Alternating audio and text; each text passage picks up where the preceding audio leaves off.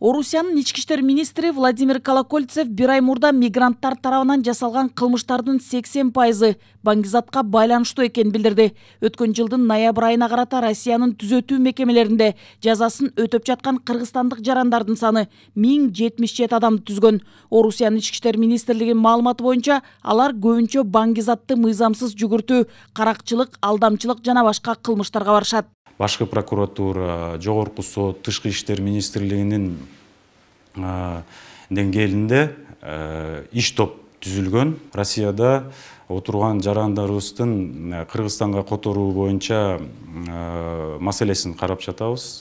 Кандай көйгөйлөр бар, ошону биргеликте ар бирибиз өзүбүздүн полномочиябызга карап иш алып баруу маселелери талкууланып келатат. Көпчүлүк мекендештерибиз интернеттеги билетине чейин төлөп беребиз, жатакана менен камсыздайбыз деп жеңил жумуш убада кылган айрым кулактандырууга ишенип, оор жагдайга кабылып калууда.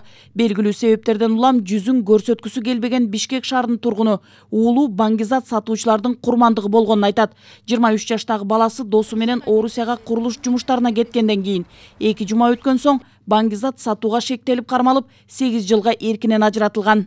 Россияга кетем дедим, не менен кетесиң деп ушинсем, бир фирма менен кетип атабыз. Кетип атам, билетимди алып берди деп көтөрүп келди. Мен такыр болбой койдум. Анын атасы мейли барса барып келсин, эркек бала деди, фирмада стройка экен деп ушинтти. Буларды ушу Кыргызстандан эле телеграмма аркылуу эле Россияга чакырган. Албетте кылмышка барган үчүн соттолгон жарандардын баарын күнөөсүз деп айтууга болбойт. Буга 26 жаштагы кыргызстандык Россиянын соту тарабынан баңгизат ташыгандыгы үчүн күчөтүлгөн тартиптеги абакка 9,5 жылга кесилген окуя ачык мисал боло алат. Тергөөдө соттолгон адам баңгизат сатуучулар менен интернет аркылуу таанышканы аныкталган. Алар таксистке Москвадан Саратов облусуна тыюу салынган заттарды ташуу үчүн 50 000 рубль сунушташкан. С города Москвы куда вы ехали? Кээ бирөөлөр барган мамлекеттин мыйзамдарын, тилин билбей жана башка тоскоолдуктардан улам калпыс иштерге кабылып калууда. Максаттуу түрдө кылмышка барып жаткандары да жок эмес. Көбүнесе жумушка чакыруу боюнча жарнамалар Telegram каналдарында жайгаштырылганы маалым болгон. Камакта отурган жарандарыбыздын жашы 18 жаштан 29 жашка чейин көпчүлүгү. Жарандарыбызга кайрылат элек да.